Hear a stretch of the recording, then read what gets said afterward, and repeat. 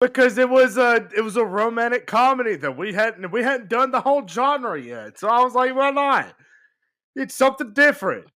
Excuse me for trying to change the status quo around here. Look at me, get crucified. Let me go pick Star Wars the Third or whatever it is. Star Wars the Third. Soundstripe.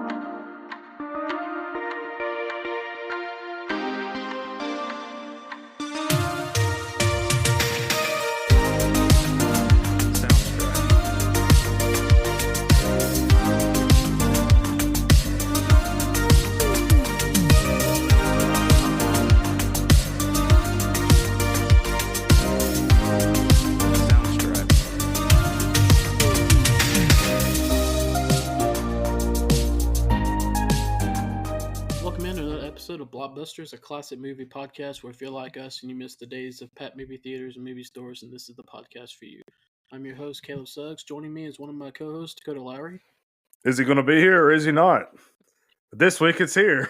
He's here by the skin of his teeth. Barely. by this, an hour and a half late and on two wheels. Here I am. And also joining us is Ernie Duckface Ferguson. The great advantage of having a reputation for being stupid, people are less suspicious of you. That is a truth bomb right there. That is 100% true. And this week, go ahead. Sorry, this week we decided to start. Oh, is that all I got to do to get you to shut up? I found the code word. No, because I was trying to do what we're now what we're doing is we've gone I don't know how many weeks with where we've taken forever to introduce our movie, and so now, and I was like, okay, we got to introduce the movie, then I'll start blabbing. And I was like, well, now screw that. We throw that out the window. Let's go. We'll wait 5 minutes before we call what movie it is. And this week we are double dipping in the romantic comedy genre and doing 1994's Four Weddings and a Funeral, or as I initially typed it into Google, Four Husbands and a Funeral. Or as my wife said, are y'all watching 3 Men and a Baby? I was like, no, it's Four Weddings and a Funeral. I think this leads a little bit more to the comedy side than it does the funeral side, though, or the funny romance side. I'll tell you what this movie does. This is a romantic comedy compared to that crap we watched last week. Last week wasn't crap. It was a good movie. It just wasn't. This week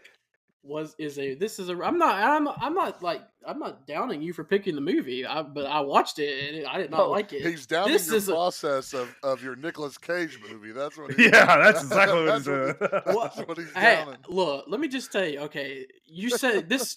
You said when you were looking for a movie, you were looking for a Nick Cage movie. How you winded up on Moonstruck, I'll never know. Because it was a romantic comedy that we hadn't done the whole genre yet. So I was like, why not? It's something different. Excuse me for trying to change the status quo around here. Look at me, get crucified. Let me go pick Star Wars the Third or whatever it is. Star Wars the Third. But anyways, Star Wars the Third is one of Caleb's favorite. All jokes aside, I mean, for real, when I think of romantic comedy, this movie is what I think of. This is more along and I said this last week with Moonstruck, how I felt it was a little dated for me compared to what I've known grown up with watching romantic comedies. This follows more along the lines of what I envision a romantic comedy like. One thing I think we see the differences is between a British movie and an American movie too. This was very, very, very much a British movie with British humor too. Again, because we talked about it last week, because you mentioned the proposal. The proposal is a lot of slapstick type of stuff also, but this is dry wit. It's sarcasm, but there is with all this and running gags throughout the whole entire movie, whether it's Charles being late all the time or them just dropping the F word, not like the Goodfellas, like in Hateful. It's always like, oh man, I've screwed up type of bombs, romantic comedy, and the first word of this romantic comedy is the F word because he's running late. It does ring a little bit different than I think modern comedies, but you can also see kind of the the groundwork for the modern comedy with this movie too. Yeah, and I think before Dakota talks, because he's going to talk in a second, I have a feeling this really is up your alley, right, Dakota? Like this type of humor, it seems like your type of humor. Yeah, I laughed a lot in this movie. I did too. But just knowing like you being the fan of The Office and that type of humor, I thought is when I was watching this movie, I was like, he's probably really enjoyed this movie. Oh, I had a blast with it, man. To me, it kind of it's like you said. I think it kind of hit the nail on the head, and I could see how it paved the way for modern day rom coms, and it seemed like every step as you're watching with them, just the dry wit, the like you said, the whole him being late, and the uh, golly, just everything about it, man. And then you get everything in a romantic comedy. You know, you have a checklist of what should be in a romantic comedy. You know, the to me like the quick wit and the dry humor. Check, you've got it there. You know, you've got the big twist of the love interest actually loves somebody else. Like, check, it's there. Okay, you get the big plot twist in the middle. Like, you get the really sad moment towards the end, like 3/4 of the way through the movie that something's going to happen. Somebody's dog dies. You have to go to a funeral. You have to do something like that. Check, you get this here. Oh, and spoiler alert, they end up together at the end. Check, like you hit it to me, like you hit every single checkpoint of what a rom com is in my book with this movie. Well, Four Weddings and a Funeral is a 1994 British romantic comedy film directed by Mike Newell. It is the first of several films by screenwriter Richard Curtis to star Hugh Grant and follows the adventures of Charles and his circle of friends through a number of social occasions as they each encounter romance. Andy McDowell co-stars as Charles' love interest, Carrie, with Kristen Scott Thomas, James Fleet, Simon Cowell, John Hannah, Charlotte Coleman, David Bauer, Corin Redgrave, and Rowan Atkinson in supporting roles. The film was made in 6 weeks and cost under $3 million, a little bit different. £3 million. £3 million, which is $4.4 million US. It grossed $245.7 million US, and it was a very commercial success. Grossed with I think 92 on Rotten Tomatoes. Is that right? Yeah, I believe it's 92 or 93. It's a 92. 92, yeah. Yeah. I mean, also an Academy Award nomination for Best Picture too. Yeah, it had a lot. Yeah, it had good Best Picture and Best Original Screenplay. Grant won the Golden Globe for Best Actor. And in 1999, Four Weddings and a Funeral was placed 23rd on the British Film Institute's 100 Greatest British Films. And in 2016, Empire magazine ranked it 21st in their list of 100 Best British Films. What you talked about writers, Richard Curtis, you have 94, he wrote Four Weddings and a Funeral. 99, he wrote Notting Hill, which you can see, if you truly see the groundwork for Notting Hill here with Four Weddings and a Funeral. 2001, he had Bridget Jones' Diary, and then 2003, you have Love Actually. So again, you're talking about 4 heavy-hitting romantic comedies, and all of them, maybe not Bridget Jones' Diary as much, but Love Actually, Notting Hill, and Four Weddings and a Funeral, you have your 2 main characters, but the friends that are in the background, they really do a good job of pushing the movie.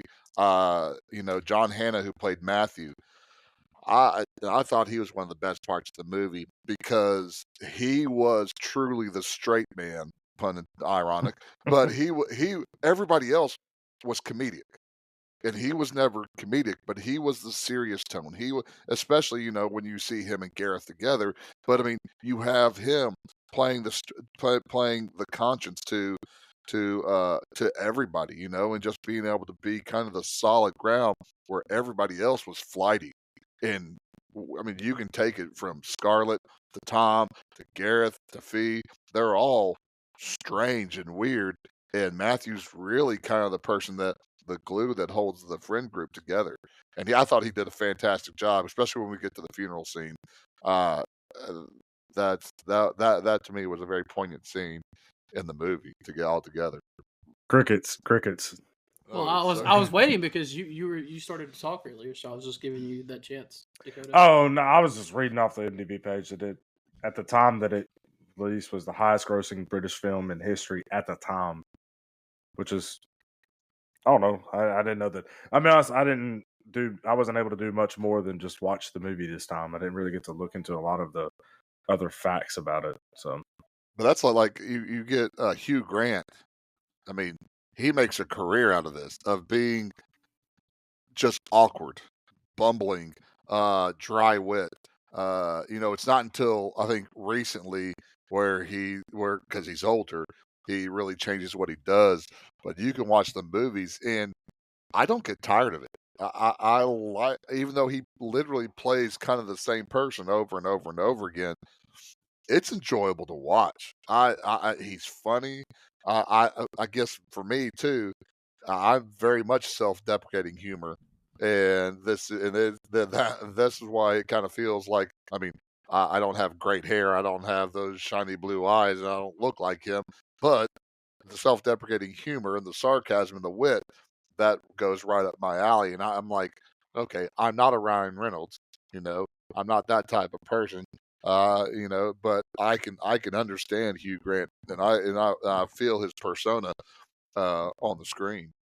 yeah, I definitely. There was a moment early on in the film where I think it was in the first wedding. He was talking to somebody, and he just says, "Don't worry, I'm going to kill myself after this," or something on those lines. And I was like, I've heard it. So I hear it so a lot at work, but it was just it was funny. His humor through this whole thing, it absolutely it was Well, right up my alley. the best part is when he asked that guy about his girlfriend, and she says she's not my girlfriend anymore, and he said, "Oh, that's probably for the best. She was still boinking what's his face or whatever." It's like, no, she's my wife now. Yeah, But even that's even like the awkward interactions at the first wedding when he's sitting there with the old man. He says, "Hi, I'm Charles." He says, "No, you're not Charles. Charles died 20 years ago." Yeah, Must have must been a be different mistaken. I Charles, know who my brother is. yeah, because I'm sure there's only one Charles in England. Which yeah. again, also they bring the same character back in the last wedding, and Yep. they start Full doing the circle. same. They do the same type of joke about whether with the bride or the groom side, and that again, that to me, that's good writing for that again for a movie that was filmed in what 4 or 6 weeks or something Mhm. like that, and 4 or 6 weeks, and how many locations did they do? Oh, I mean, no they seem kidding. like Yeah. they were all over the place as far as locations, which is, kind of unheard of nowadays, but they were bumping around all over the place filming this thing. I think the only thing about this movie that I wish they would have done was Mr. Bean, and I'm sorry I can't see him as anything but Mr. Bean, but Mr. him as the Bean. priest, you That know, was the first two weddings were great, but they just kind of ended it there. Like I but you wish they can't would but have kept with it, but like you can't have him in the rest of the movie, or else he steals the movie. Yeah. Because he steals, I mean, just the one scene in the first wedding with him and Fee, hmm and she says, there's no need for a condom or whatever, and he just goes, oh, he just makes that whatever sound he makes, that was priceless. And then when he's, whether it's the holy goat or holy spigot, it just, I mean, trying to can I say Sinjin? He goes, just I mean, and, and you can just see the husband who's just looking at him. The beads of sweat are starting to come down his head because he's just so mad. It's just, but yeah, Rowan Atkinson or Mr. Bean, he is so funny. But again, if you have him in the rest of the movie, I think you end up you take away from the movie, which is, kind of tough to do, which not ironically, Richard Curtis, the writer of this movie, wrote a bunch of he wrote The Black Adder, which was a TV show that Rowan Atkinson was on also too, and he also wrote Mr. Bean too. So you have him coming in for his writing, bringing in Rowan Atkinson, which again, if you don't know who Rowan Atkinson, and British humor is different. It's yeah. very different. But Mr. Bean is hilarious. But it's an acquired taste because, again, like I said, British humor is different. But you can see it in Rowan Atkinson, just his facial expressions. Like when they're walking down the aisle and he has his little hat on, and he takes it off, and he's like looking around like, where do I put it? And so then he just puts it on the ground next to him, so he could do the wedding. It's just, you know, priceless. But again, I agree, he's great, and that's why I don't think he's in the rest of the movie, because of the fact that, you know, I think they know he will steal the show, Oh, yeah. especially with it being a British movie and really aimed at British people too. They're going to see Mr. Bean, and they're going to expect more Mr. Bean out of it. I can get that. I don't know. It kind of seemed like that just right after the second wedding that his character arc just ends there. Like Well, which you I know, guess it kind of wraps up, because his whole goal in the first one was to, you know, become a priest and to eventually perform weddings, and I mean he kind of wrapped it up in the second wedding. well, he wasn't going to be the priest for Carrie and Hamish, though. He wasn't going to be that one, because Hamish was a big, rich politician. So he wasn't going to be that one. It also, I mean, it kind of if you have him reappear and do another wedding, it kind of it kind of takes away from the scene we get with him doing the wedding, which is pure gold. It's my favorite scene in the movie. And the whole entire funny thing about that is, as he's screwing things up, is you hear Gareth just belly laughing half the time through it. It's dead quiet the whole entire time. You just hear him go whoa, whoa, whoa, whoa, in the background, and he's not quiet at all. And that makes it even better, because everybody's in shock, and Gareth's absolutely loving this. He's hilarious. He just thinks this is the greatest thing ever. He was the same one that was laughing in the toast. Oh yeah. He was the same one laughing in the toast, wasn't he? Yes. Which was also great. That was also great. They're all dogs, and they happen to be here today also. Well, on May 1st, 1993, at the wedding of Angus and Laura in Somerset, the perpetually late best man Charles, his flatmate Scarlett, his aristocratic friend Fiona, and her brother Tom, Gareth, and his partner Matthew, and Charles' deaf brother David all gather. Wow, that was one heck of a run-on sentence. Sure was.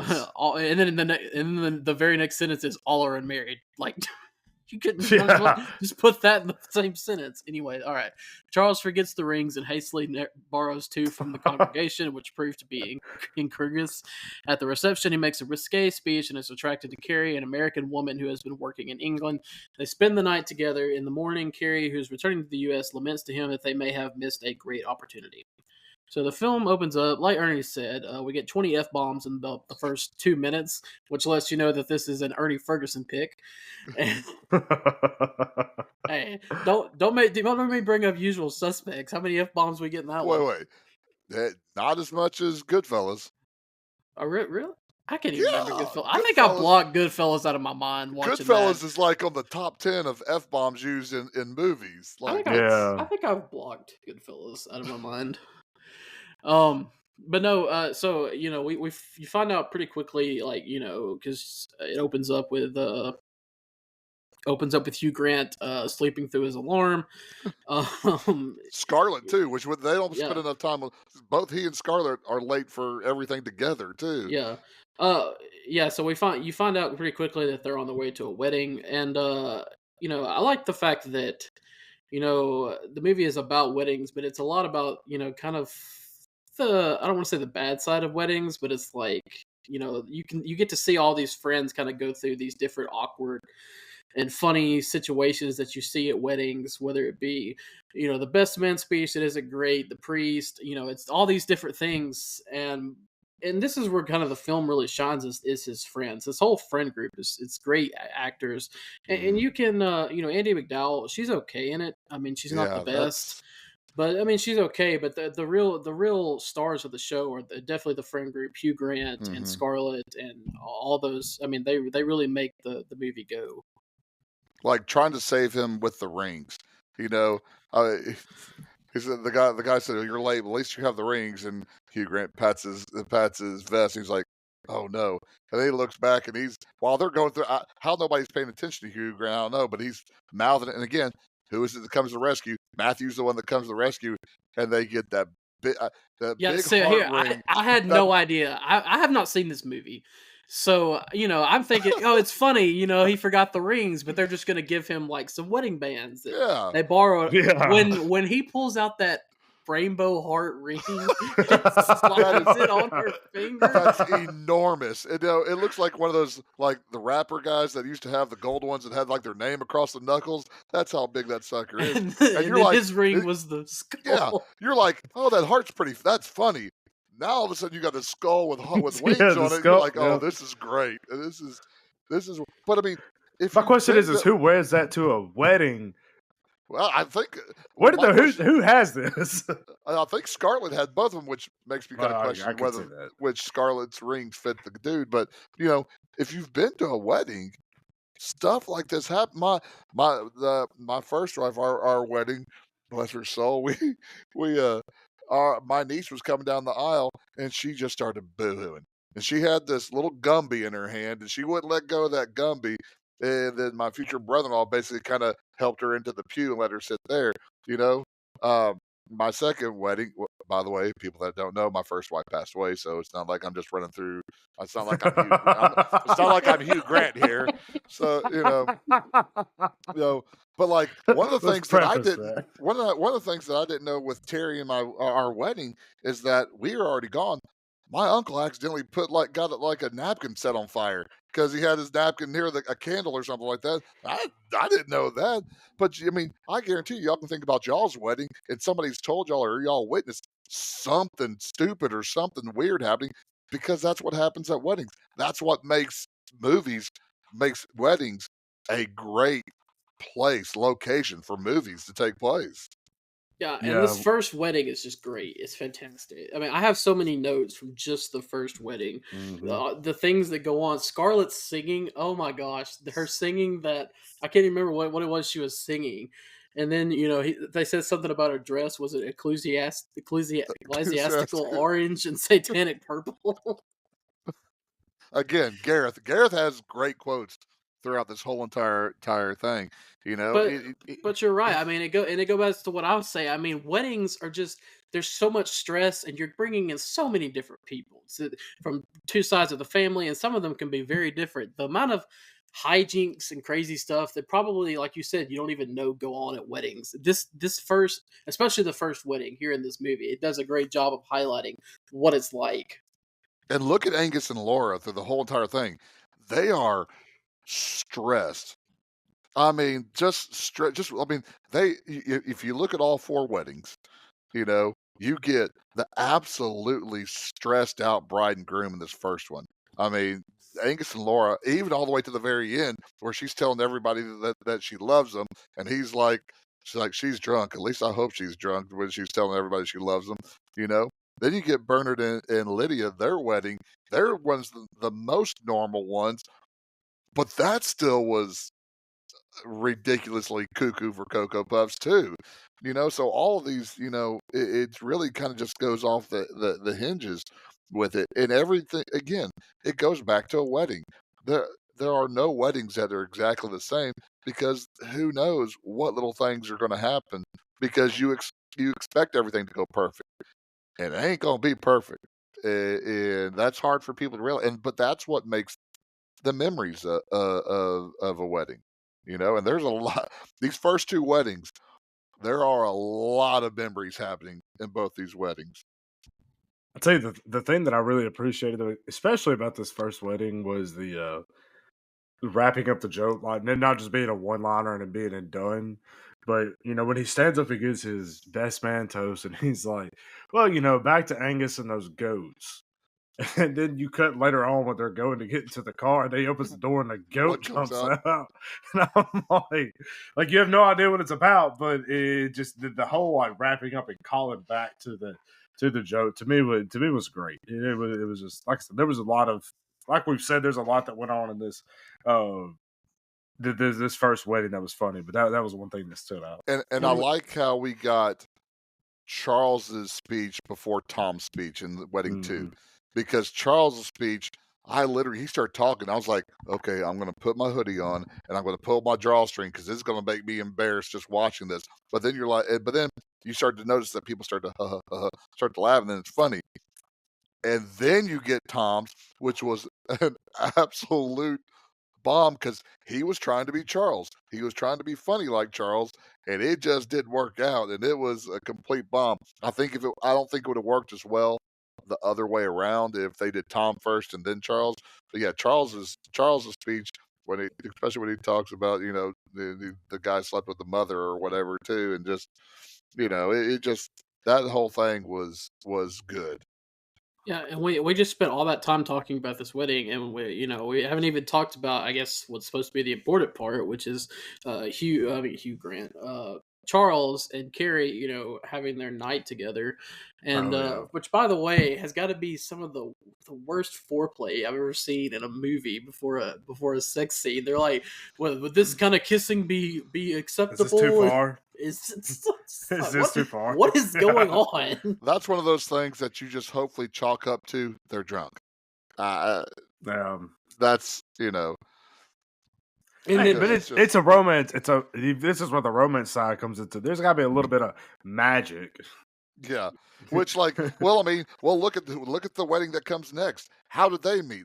Lydia thought she was going to have sex, but nobody, because she was a bridesmaid, and nobody. Bernard offered, and she said, "No, I don't." I mean, she just said no, and then by the end of the night, they're all over each other. So again, that's that's one of those crazy things too. But when they wake up in the morning, when Charles and Carrie wake up in the morning, and then she starts talking about having to plan their wedding or whatever, and you see the fear in his Yeah. eyes, and he goes to what Hugh Grant does the best. He starts stuttering and stammering and stuff like that before he realizes that she's just joking.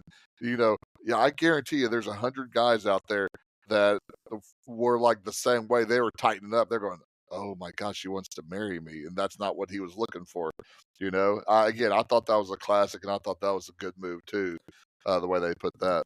yeah, But even the night before this, when he gets back to the hotel, to the boat, whatever it is, when he's sitting down to talk to her, but then she gets up to leave, and then the other guy comes in, Yeah, and he's and just like, he's you talking know to what, her. a whole bottle. Yeah. Yeah, he's talking to her. He turns around. Homeboy comes down the stairs, starts talking to him. He turns around, and then she disappears. And he's like, "Whoa, where'd she go?" And then again, like most guys that can't catch a clue, your wife has said to come on up. And he was like, "My wife? Oh, my wife." Because again, So drunk you forgot you had a wife. yeah, Yeah. because guys are stupid. I mean, that's fair enough there. You know, But yeah, I think this though. I mean, this really because we look at like I said earlier. I mean, Andy McDowell's not bad in this, but she's not great. I mean, Carrie, she's pretty, but I mean, we really get to the point where this character of Carrie, I mean, she's kind of hard to like it sometimes I agree. because and we're the whole movie is supposed to be painted around their relationship, and spoiler alert, they get together at the end, which is what you expect, but at the same time, I mean, it's just like at some points you're just like, do you really want that? They probably could have Yeah. gone a different way. So, who were you wanting him to get with? Absolutely, end. Fiona. I mean, That's whenever they had the wedding announcement, and it had the name covered up. Oh, that's exactly what I was thinking. I was like, oh, it's Fiona. yeah, After they talked about it before at her wedding, then you have Gareth dying, and them all kind of having that realization. yeah. Yeah, it's Fiona, which makes it even more brilliant who it ended up turning out when we get to it. Yeah. Well, 3 months later, at the London wedding of Bernard and Lydia, who got together at the previous wedding, Tom is the best man. Charles is excited to run into Carrie, who has returned to the UK. He is disappointed to meet Hamish. Carrie's older, wealthy Scottish fiance, a young woman named Serena, is attracted to David. So we've already talked about it, so I guess we won't spend too much time on it. But I have to reiterate, Rowan Atkinson in this this scene is just, I was laughing so hard throughout the entire thing. As soon as he's like the holy goat and just going The through. holy goat is like, what was it? He couldn't remember the dude's middle name, and he was like, well, at first he said Saint John, and of course Yeah. it was like St. John, which again, British words are just great anyways. And then he looked at him, And as he started saying, he just went through it real fast. And he Do you called her, take instead her? of calling her Jane, he called her John too, the Yeah. middle name too. He said, "Do you take her to be your awful wedded wife?" Oh, well, yeah. I'll And take her again, to be my again, I, lawful. I liked how they had the beads of perspiration going down Bernard's head as he was just getting madder and madder and madder. And then what the priest did when he started at the very later he was started going through Bernard's name. He goes Bernard, and he pauses, and you can see Bernard getting mad, and then he just goes Delaney. So he skips all the middle names. Got Jeffrey Delaney. He just skips it, and then you see the relief in Bernard's face as he just kind of says it. Again. So you start to this to me. This is my favorite wedding of all the things that happen. It's just again, it's a comedy of errors, anyways. Again, starting back with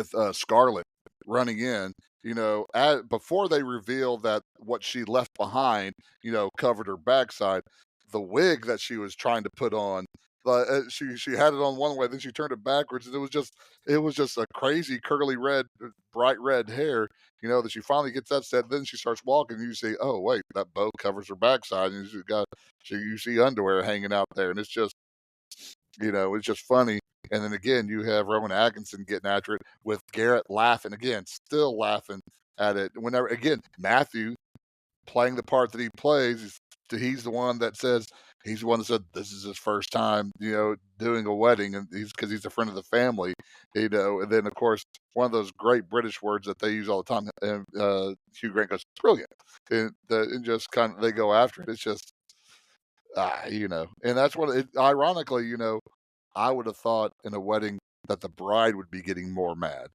Yeah. But no, it was Bernard that was absolutely just getting furious about what was going on. Was this hold on? Was this the wedding where he ends up in the room with Yeah, them? we're getting to that. Okay. Yes. Okay. So Okay. Yeah. So this is the reception of all receptions of here. Oh, absolutely, it is. yeah, Charles, so if Charles didn't commit Harry Carey after this, then he's going to be all right the rest of his life. Yeah, during the reception, Charles is humiliated by several ex-girlfriends. These include the distraught Henrietta, called Duckface by Fiona, and whose brother was inadvertently insulted by Charles at the first wedding. Henrietta claims Charles is a serial monogamist. Fearful of commitment, Charles retreats to an empty hotel suite and sees Carrie and Hamish depart by taxi. Charles is temporarily trapped in the room when the newlyweds stumbled in to have sex. Carrie returns to the reception. She and Charles spend a second night together. Dude, this whole the whole scene with him with the and I know we'll get to it, but him in the room, man, it just I was laughing so hard the entire time, and then you think that he's out, you think that he's got out, he's made it to the door, and then I don't know about y'all, but when I was watching on Pluto, and it cut to an ad break. And then when it comes back, and it's just him standing there on top of the dang sink. Oh man, I was laughing so hard. But I mean, it was a progression of bad, because when he first sees Carrie after the wedding, he's excited. He sees her. Then he comes back. That's when she tells him that she's divorced. I mean, that she's getting married. Sorry. Then he goes in there, talks with Matthew, then finds out he's at the table with all his ex-girlfriends. Then he has Henrietta like she's cuckoo for Cocoa Puffs. Then he finally just tries to escape and is in that room, and he's watching, he's watching Carrie and Hamish leave, and just, oh my goodness, this is so awful type of thing. It can't get any worse than this. ... Just wait, because it is getting wet. Just because, I'll tell you what, I know we don't talk about sex scenes, but that was freaking hilarious. Look. Watch her. Yes, because it's look. I did that. What is it? I want to look at my husband and cut the lights on, and he's just standing there. And he's just staring. He just stops and he's staring at him. I don't know how they didn't see him then. Yeah. I mean, it's funny. I mean, sex scenes in movies they're awkward, and most of the time they're just not great. This is funny because it's realistic. They're two newlyweds. They Yeah. clearly are not good at what they're doing, but they're not good together. And it works. And then when he comes out of whatever the sink closet, found it. He had a pencil in his hand. Found it. I found it. It just walks out. But then that's what Henrietta gets him. But what was funny is when Henrietta was talking to him about being a monogamous, whatever, a relationship person. You see Bernard open the door. He stops. He sees what's going on. He just closes the doors and goes back Yep. in the room again. I'm like, that was again that was just an amalgamation of junk that was happened to Charles, and it was just funny. Again, It was one of those scenes where it's oh yeah, he's out of it. He just stay hidden behind the curtain, and then he comes out and he's like, I'm gonna try to leave the room. And then he makes it halfway across there, and they cut the lights on, and you're like, oh, he's caught for sure this time. And then he's in the wash closet, I guess is what it is over there. And then you're like, oh no, he's not there. Then you're like, oh my goodness, just the whole time I was hee-hawing the whole time I was watching it. Which then you get the awkward. I think it was around this time where Scarlett was under the table with the little girl, and the little girl, what's boinking? It's kind of like table tennis, And I was just But like, the balls are smaller. And then you get Fiona with the old lady who's asking her about why she's not. She's like, "Are you a lesbian?" It's just a more interesting She question. said, once for 15 minutes in college. I don't think it counts. But this goes back to what I was saying about this group of friends. I mean, this is kind of, and of course it's jumped up to an 11, but these are the kind of awkward things that you run into at weddings, not necessarily being stuck in there while the newlyweds are proclaiming their love for each other, but just the other things like, having some old, relative that you don't really know, like, why are you not married, or when's your wedding? Those are the kind of things you run into at weddings and stuff like that. So it does a good job of just kind of showing that all those little awkward moments that you get at stuff like this. Also, this is also where we get Gareth's theory on marriage, where he talks about, it's because they run out of conversation, they panic, so they get married. So now they have a lifetime to talk about. They spend the rest of their life talking about their marriage. And I was like, well, I can see some couples where, you're right about those couples over there. Again, Gareth is the extremely,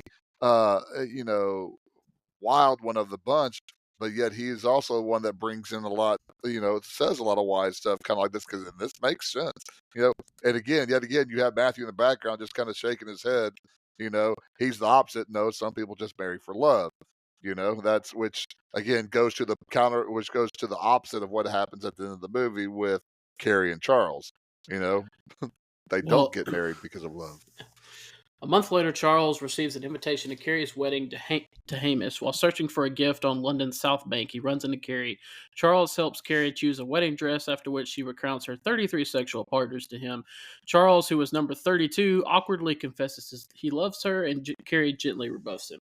Yeah, so this is at the point where Carrie seems the least... She's a villain.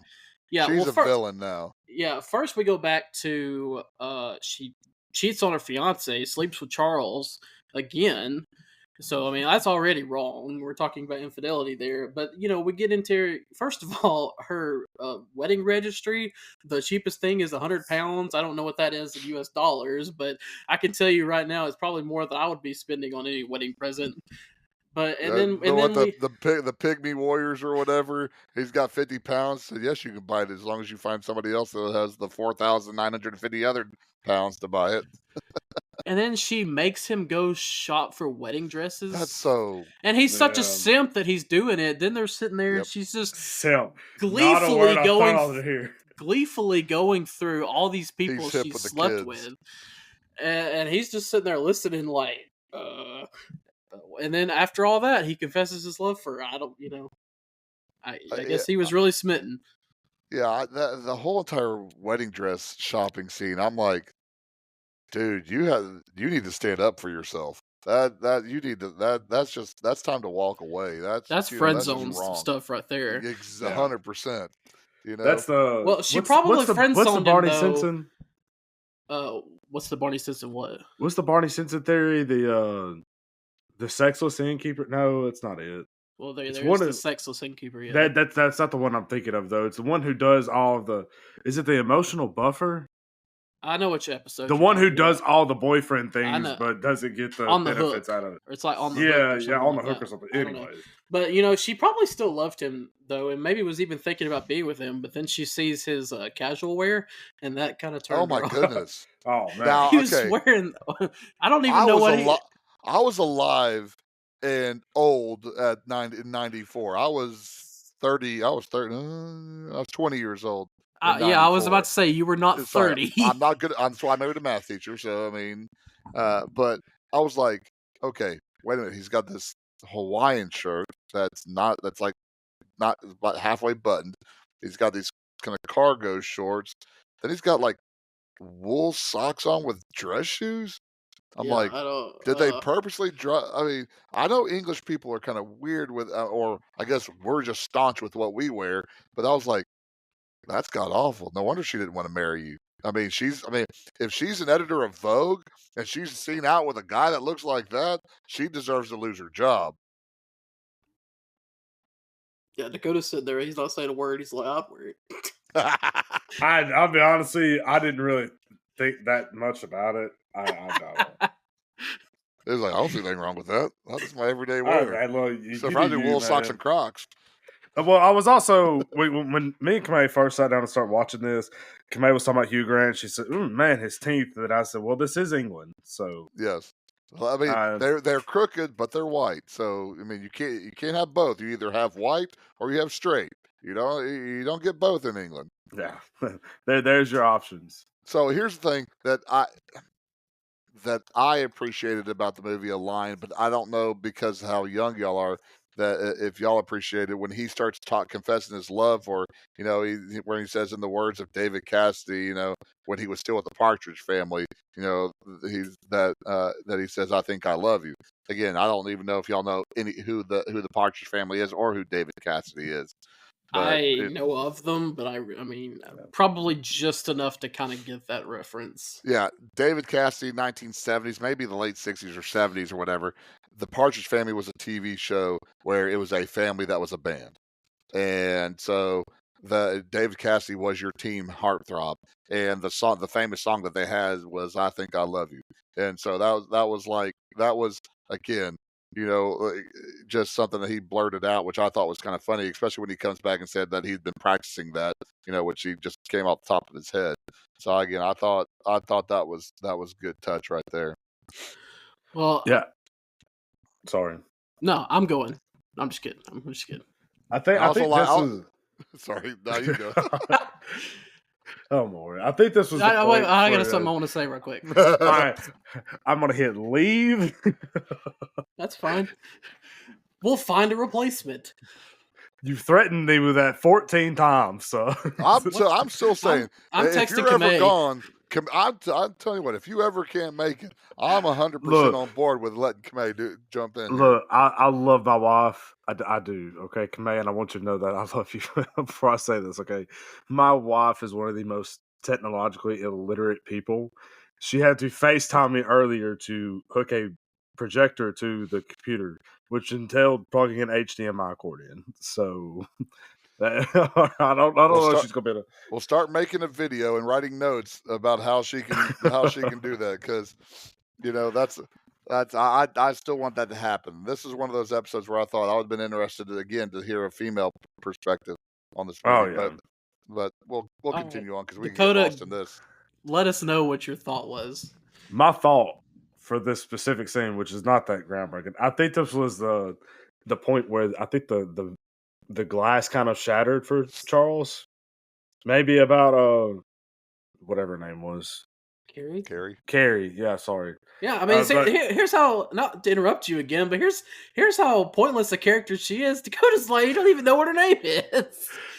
Look, she was eye candy for this, okay? That was 100% what she was here. Hashtag Team Fiona. Continue.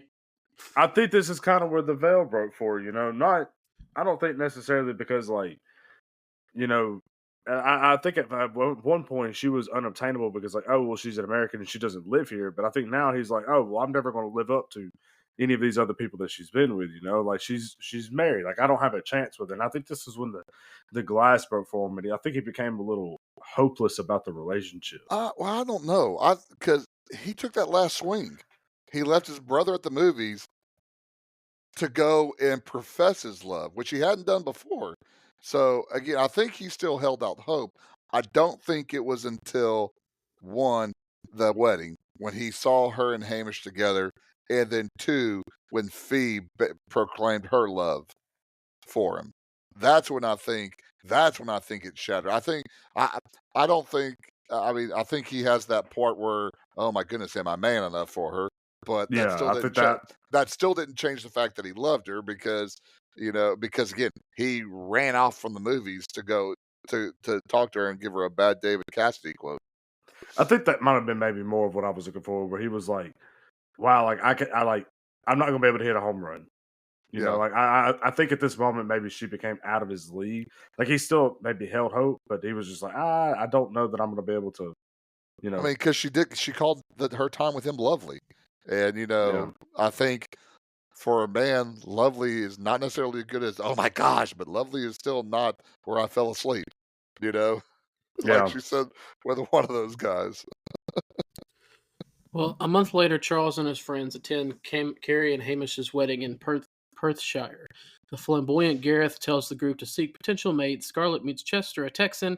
Henrietta points out her new boyfriend to Charles as Charles watches Carrie and Hamish dance. Fiona, aware of Charles' unhappiness, tells him she remains single because she loves him. Charles, though sympathetic, does not reciprocate her feelings. During Hamish's speech, Gareth suffers a fatal heart attack. Man, I mean, what is up with Charles? What I mean, Henrietta.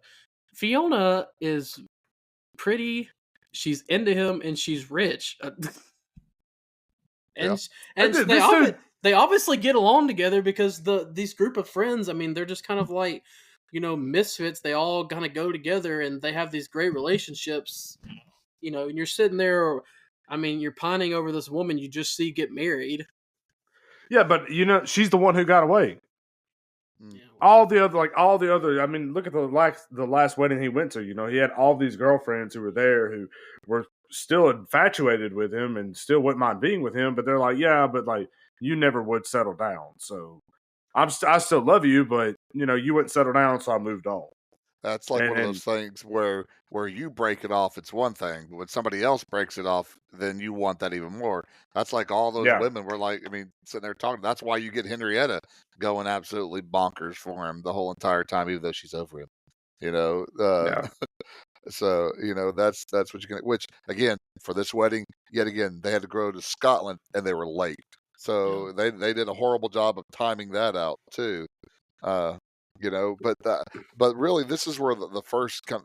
This was a double heartbreak here, and not for Charles. And it wasn't a heartbreak. This wedding wasn't a heartbreak for me for Charles, but the heartbreak for Fiona, the unrequited love part of it.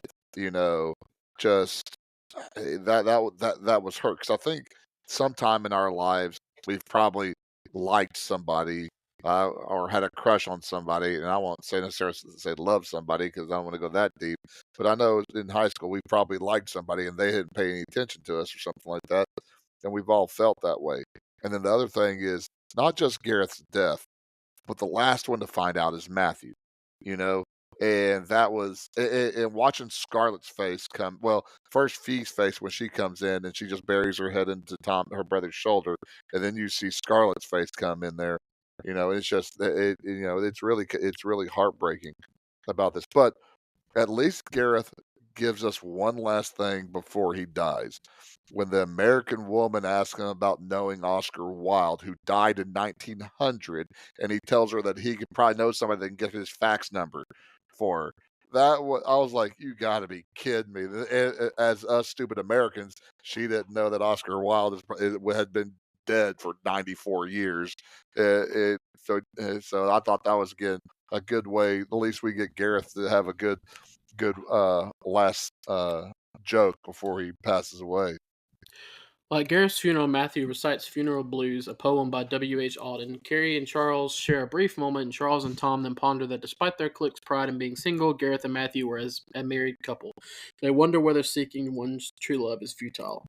So, Dakota, you mentioned earlier how this movie as a romantic comedy kind of checks all the boxes, but this is where we get something different. Like I said, I hadn't seen this before I watched it. So when Ernie tells me the title, Four Weddings and a Funeral, oh, and I know funerals are not supposed to be funny, but it's a comedy. I'm thinking there's going to be something. Wedding crashers type It's of gonna be funeral. some kind of funny funeral, but this is a serious moment in this movie, Yeah. and it's heartbreaking, and you feel for not just Matthew, who obviously is taking it the roughest, and not just because of he's lost his his partner, his friend, who's someone he loves, but also he's dealing with personal issues that he goes through.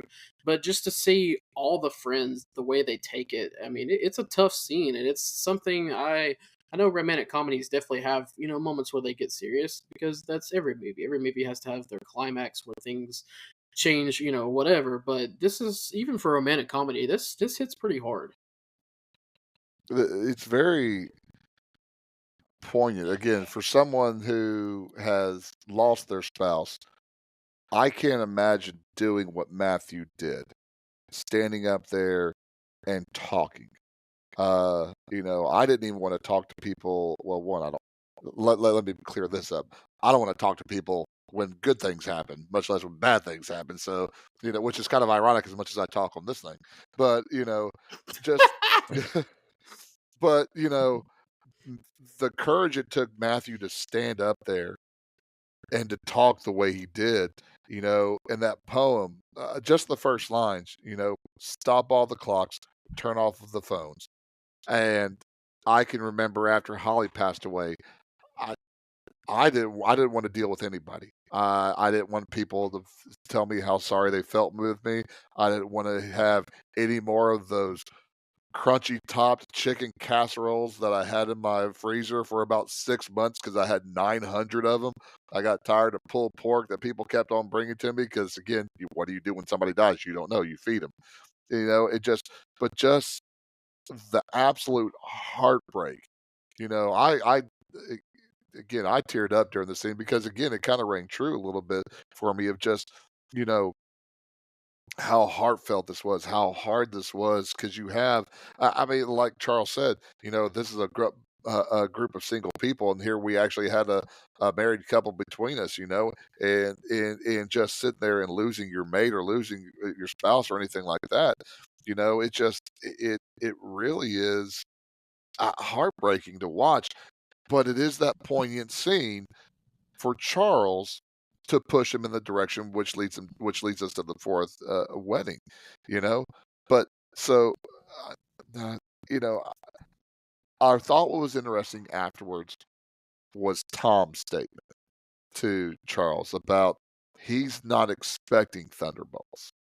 He just doesn't want them to be sick of this or what I don't know, be sick of the way he looks or something like that.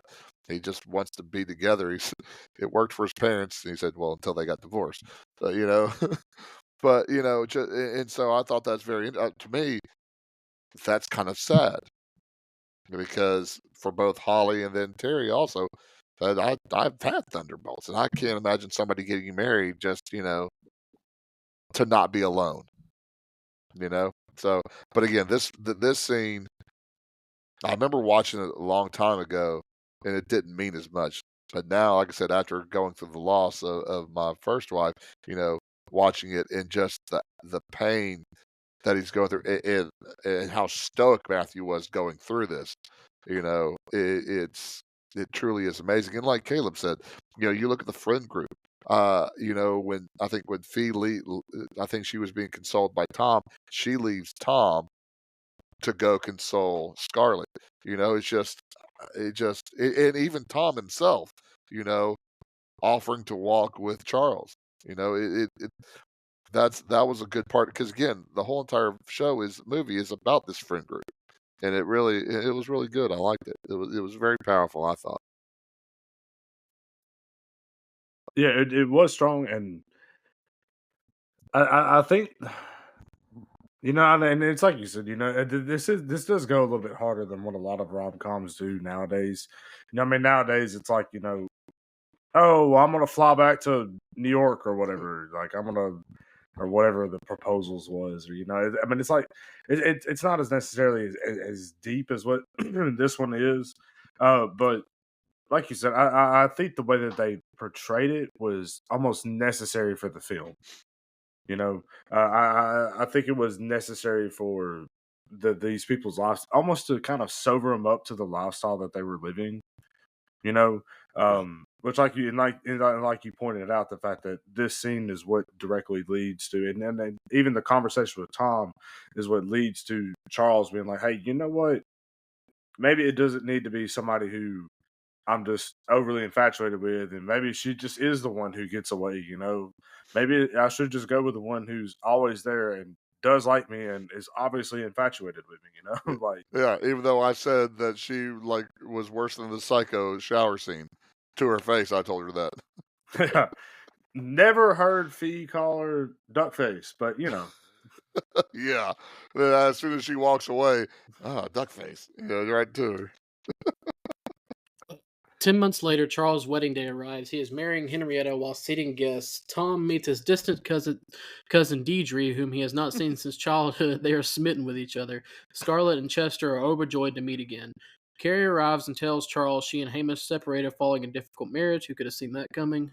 Charles has an emotional crisis in a back room of the church. After David and Matthew counsel him, he decides to proceed with the wedding.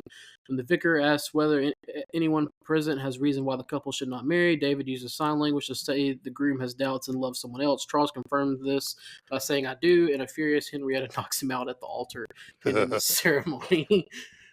I appropriate response. I don't blame Henrietta at all, even though she may be No. cuckoo, like for Cocoa Puffs, as Ernie says. I mean, you at this point you're in it, you're there at the altar, and I know this is kind of a thing that's become a cliche in movies and television shows with people. It's much more dramatic to leave at the altar, but if we're talking about real life and you're there and about to say "I do," and then you decide, no, we're not going to do this, especially. No, there's no telling how much money was put into this because this is a decently extravagant wedding. So I mean, yeah, especially if I'm the one paying for this, you better be saying "I do." Yeah. Yeah, but then you'd have to pay for a divorce afterwards, also. No. Like if I'm the dad paying for the wedding, you gonna say "I do," and then they can pay for the divorce. You tell me you're gonna look at your little son or daughter and say, "Hey, you're going to marry somebody who doesn't love you because of this." You obviously, I mean, we're here. Look, we're here. We're at this point. We are in the church. You are there at the altar. This is not the time. If second thoughts we're past time for second thoughts. This will not work, but try it with your children if y'all ever get the chance. Offer them money to elope. My So parents that did. My So parents that did too. way- Not my parents. Kelly's parents did too. But nobody ever takes it, I think. but offer it because that seems like the easiest, less stressful thing to do. But everybody wants the big old party, So And let me tell you, to this day, my wife and I regret not taking that money. Because let me tell you, for those of you listening here who are not in North Alabama at the moment, look at the temperatures for outside at the moment. It is January 22nd, 2025. The high today was 35 degrees, and the low last night was around 9 degrees Fahrenheit, okay? It was about that cold on my wedding day, and there was no heat in the building that we got married in. So yes, I wish we had taken the money and eloped and went on the honeymoon. I mean, not me and Callie are not partying people. So, and our wedding was at a church, and so was the reception. So we weren't really partying at our wedding. So I'm glad we did what we did though, because we still have the memories of the wedding. Plus, we did it in the church that I was raised in, and it was free. So, hey, that makes a big difference right there. So, but to go so back to get back into the movie. Yeah, sorry. So the running gag that started at the very beginning of the movie pays off. They pay it off. They pay it off with all the alarm clocks. All the alarm clocks that goes on. Charles, like, what in the world? You have Tom in bed with him to make sure he got up. Then they go into breakfast. and then he's like just, taking his time, And Matthew was telling him what time it was, and that, yeah, 45 minutes before you say I do. And he starts freaking out because he's late again, which was funny. Then Scarlett comes in there and he said, "Are you gonna hurry?" He said, "No, just give me 2 minutes or something like that." And, and she'll get done. They drive him up. What time is it? He tells them what time. He runs out, and they're all just waiting.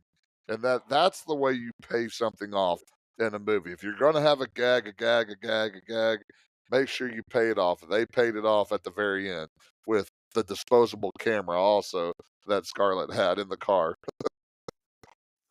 And then we get to the point where it's coming full circle now with not just Charles, but all of these people in this friend group are finding that significant other.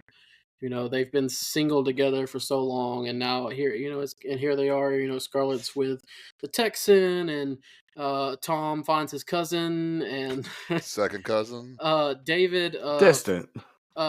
Find, I forget, was Serena or Selena? Yeah, Serena. And Serena. who, by the way, they didn't spend enough time talking about this. But talk about true love. I mean, she learned sign language for him. That's some love right there. And probably didn't get enough. They didn't get enough spotlight in this. But seeing that all kind of come full circle is a fun part of the movie too. Well, don't forget about who Fee ended up with. Fee ended up with Prince Charles, or King Charles now. Which again, at this time, Charles and Diana were, I think, they separated in '92. So this is '94.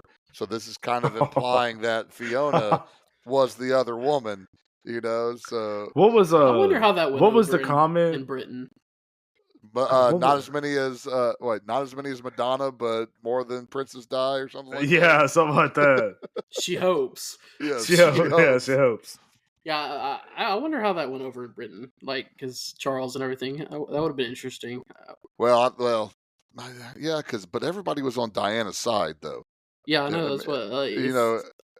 But what I also think was funny at the very end, after he got punched, which was perfect. That was great that he got punched, though, when David, the brother, was talking, and they were talking about nobody blames him, and Hugh Grant signs back, everybody blames you for it. But I just don't. Here's what I don't understand. So he's, he doesn't reciprocate these feelings for Fiona, but he settles for Henrietta, who he thought was so crazy. It didn't make sense to me. Well, I think Fiona still knows that he would be settling for her because he still loves Carrie. Whereas Henrietta doesn't care. Henrietta obviously just wants to get married. And so Fiona doesn't believe, at least with Charles, doesn't believe in Tom's I don't need lightning bolts, or I don't need something like that. So she she knew she'd be playing second fiddle. And so I think that at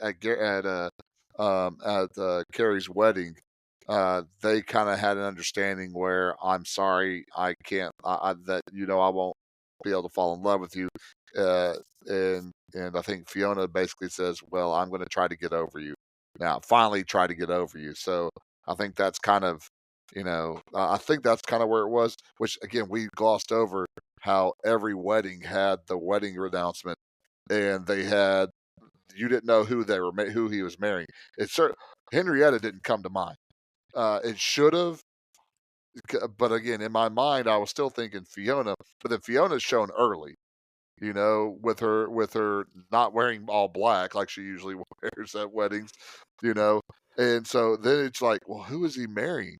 And then when she says duck face, and then they put the wreath on her head or whatever, you're like, oh my goodness, he's marrying the crazy girl, which again tells her dad that you're holding too tight, Dad, or whatever, to go walking down the aisle. That's just all I'm saying is, I think a great ending to this movie would have been after the funeral, after Charles and Tom kind of have that talk. If he realizes the love he really wanted was there all along with Fiona, they get married. Maybe you even get a scene with Carrie. Maybe she's still divorced from Hamish, but it's like, this is who I love now. I think that would have been a great ending to the movie as well. But that fight's against Charles not thinking he can ever marry anybody because he's the only one that doesn't marry.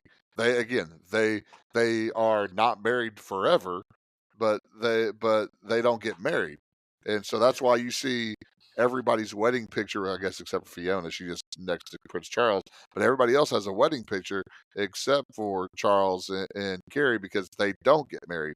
And if he would have married, that would have kind of gone against kind of the theme of him not thinking he's worthy to marry, not being able to marry, type of thing. And I, I think he's just too mean for her, or he's not good enough for her. I don't think. Well, later that day, Charles is at his flat discussing the fiasco with his friends when Carrie arrives to apologize for causing trouble. Charles again says he loves her and proposes a lifelong commitment without marriage, which Carrie accepts. As they kiss, a thunderbolt flashes across the sky. In the ending photo montage, Henrietta has married an army officer, David married Serena, Scarlett has married Chester the Texan, Tom married Deidre, Matthew has found a new male partner, Fiona is shown with Prince Charles, and Charles and Carrie have had their first child. What I do like is for Tom, the first thing they show is the dog. It's the dog. They don't... But she's wearing, and again, British people, she's wearing like a bonnet. She looked like she was herding sheep with the outfit that Deidre was wearing, too. Like, that's just kind of weird. Isn't that a joke they made earlier in the film, too? He came out with the wedding dress, and he said, all you're missing is your cane or stick or rod or shepherd's hook. I don't know. Yeah. All right.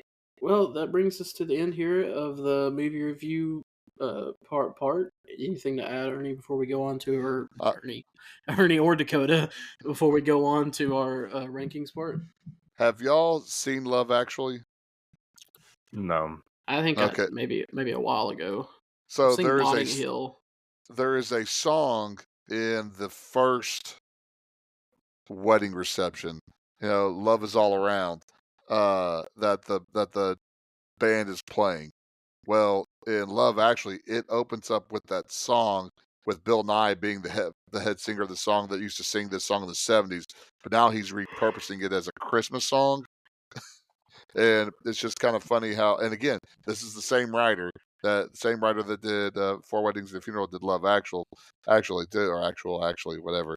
And I just think it's funny that he had the song that he didn't like, and now he's like redoing it again, like as a Christmas song in the second song in that other movie, Love Actually. So again, that's just one of those tidbits information of uselessness that I'm good at.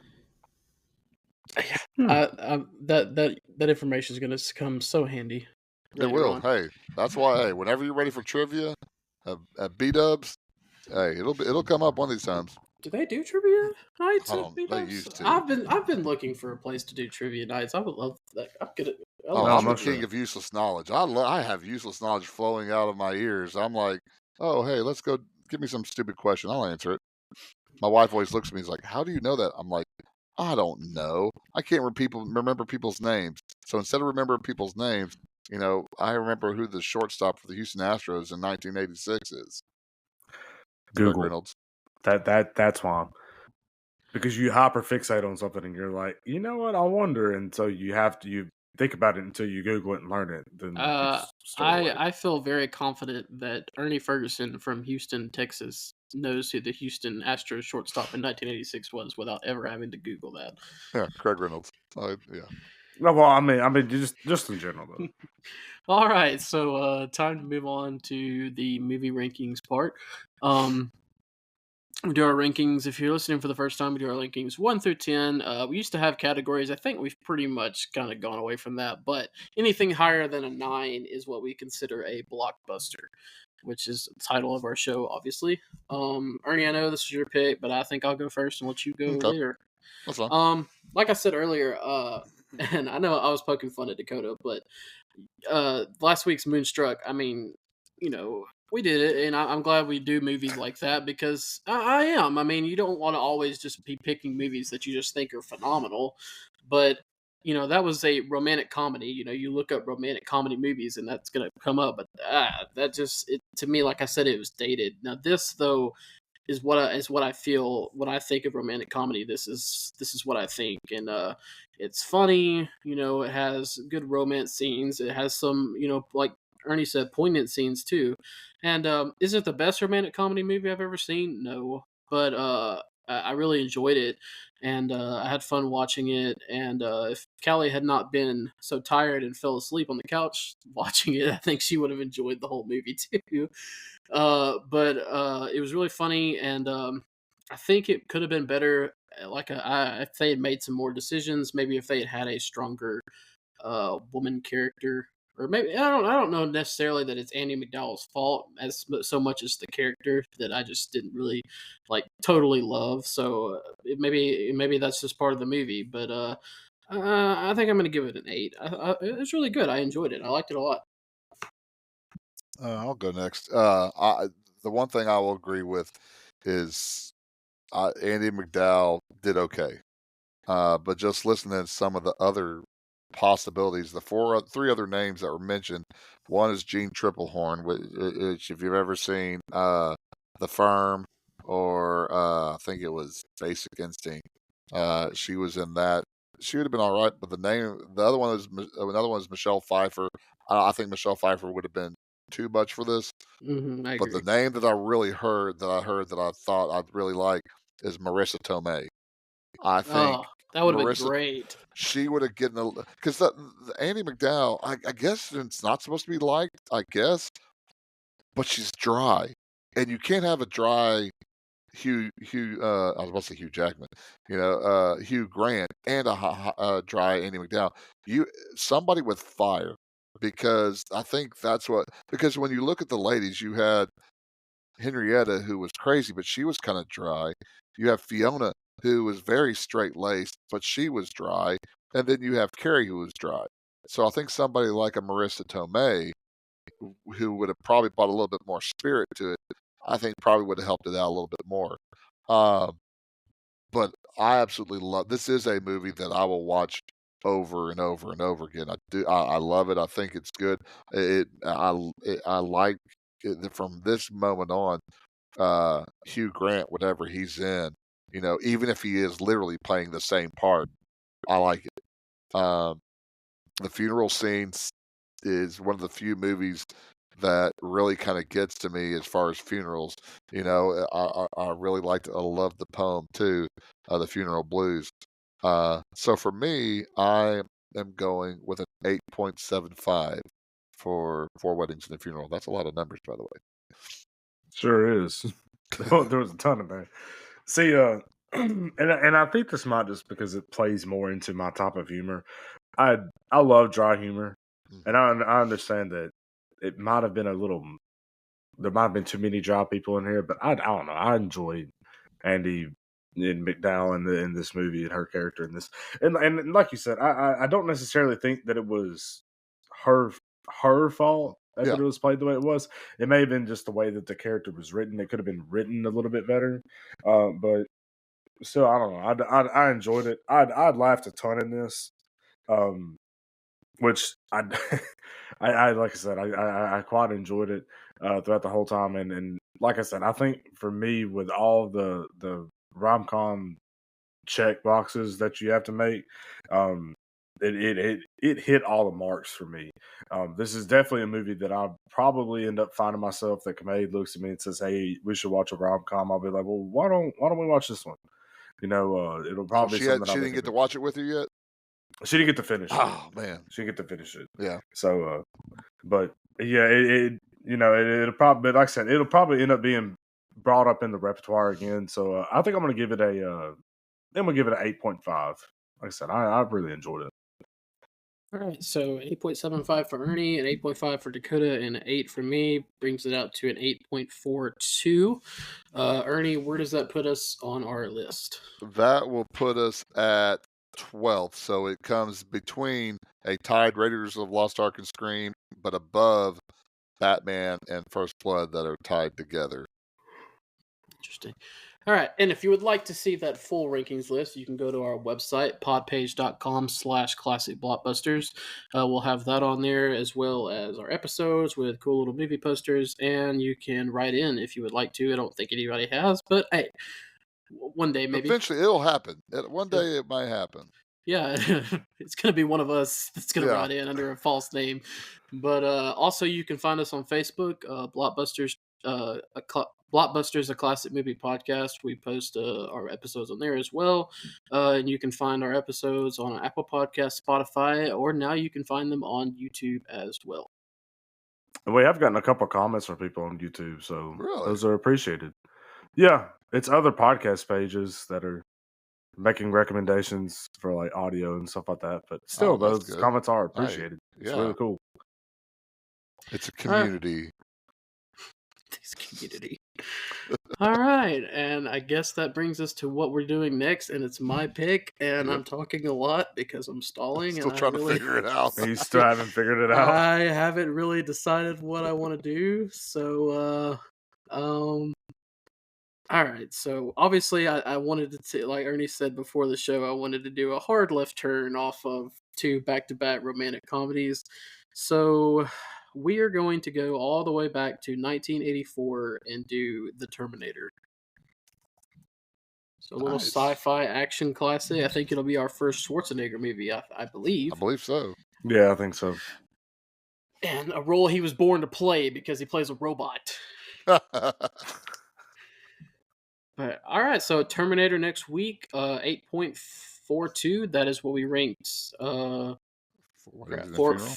four husbands and a Four husbands and a funeral. Four husbands four and a weddings plumber. and a funeral. Really glad Dakota was able to join us. It was give and Yeah. go there for a while. No kidding. We thought it was gonna have to be me and Ernie again with a little Dakota cut out there, just to keep us company.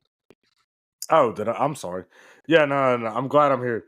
Hopefully, once it warms up and stays a bit warmer, I'll be a bit more consistent.